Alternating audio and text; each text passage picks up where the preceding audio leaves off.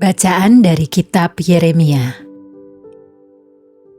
Para lawan Nabi Yeremia berkata, "Marilah kita mengadakan persepakatan terhadap Yeremia, sebab imam tidak akan kehabisan pengajaran, orang bijaksana tidak akan kehabisan nasihat, dan nabi tidak akan kehabisan firman.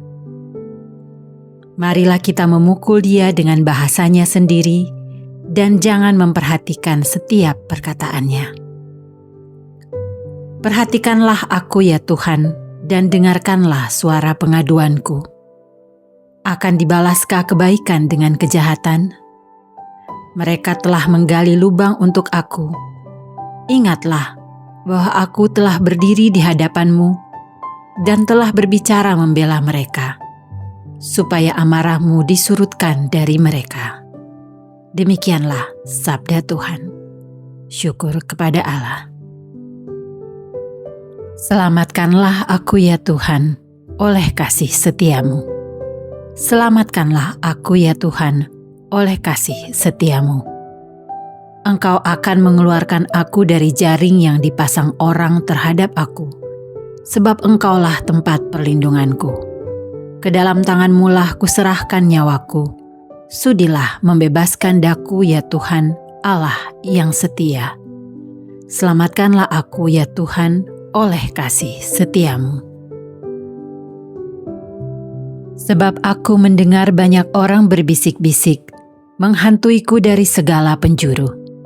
Mereka bermufakat mencelakakan aku, mereka bermaksud mencabut nyawaku. Selamatkanlah aku ya Tuhan, oleh kasih setiamu. Tetapi aku kepadamu ya Tuhan, aku percaya. Aku berkata, Engkaulah Allahku. Masa hidupku ada dalam tanganmu.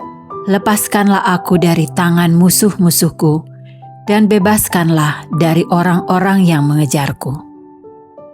Selamatkanlah aku ya Tuhan, oleh kasih setiamu. Injil Suci menurut Matius.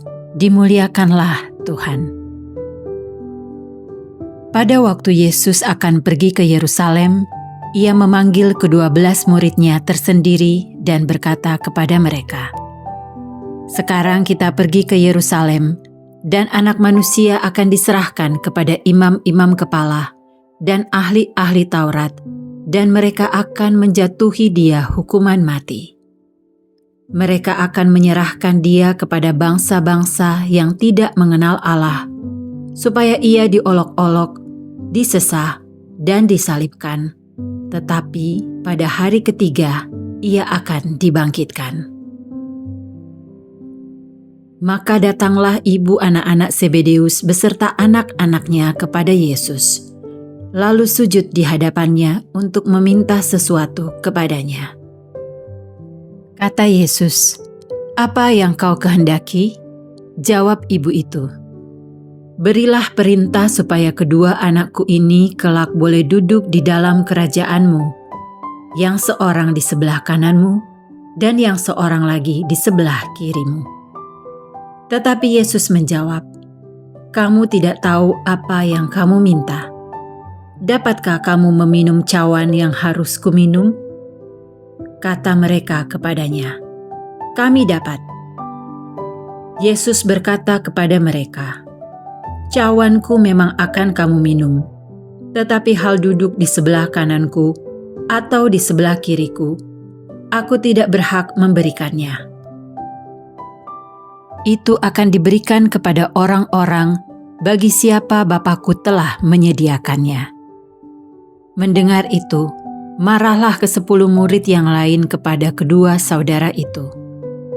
Tetapi Yesus memanggil mereka lalu berkata, "Kamu tahu bahwa pemerintah bangsa-bangsa memerintah rakyatnya dengan tangan besi, dan pembesar-pembesar menjalankan kuasanya dengan keras atas mereka. Tidaklah demikian di antara kamu. Barang siapa ingin menjadi besar di antara kamu, hendaklah ia menjadi pelayanmu. Dan barang siapa ingin menjadi terkemuka di antara kamu, hendaklah ia menjadi hambamu. Sama seperti Anak Manusia, Ia datang bukan untuk dilayani, melainkan untuk melayani dan untuk memberikan nyawanya menjadi tebusan bagi banyak orang. Demikianlah sabda Tuhan. Terpujilah Kristus. Harapan dan kecemasan selalu berjalan bersama dalam kehidupan orang beriman. Kebenaran yang kita suarakan dan kebaikan yang kita lakukan bisa mendatangkan kecaman dari dunia. Meskipun demikian, janganlah putus asa, sebab jalan mulia Yesus adalah salib dan kasih. Salib akan membawa kita pada keselamatan, dan kasih akan menghadirkan kerajaan Allah di bumi. Sanggupkah kita memikul salib Tuhan dan mengasihi dengan tulus? Marilah kita berdoa. Allah Bapa Maha Baik, kami bersyukur atas kurban kudus Yesus Kristus. Semoga kami mengimani sabdanya dan menjadi murid-Nya yang setia, sampai kami Kau satukan bersama Putra-Mu, sebab Dialah Tuhan pengantara kami. Amin. Peran Magisterium Gereja. Magisterium Gereja merupakan kuasa mengajar para uskup yang menjadi perpanjangan tangan Paus dalam mengajar umat akan ajaran Kristus dan tidak dapat sesat. Oleh karena itu, hal ini erat kaitannya dengan terjemahan kitab suci.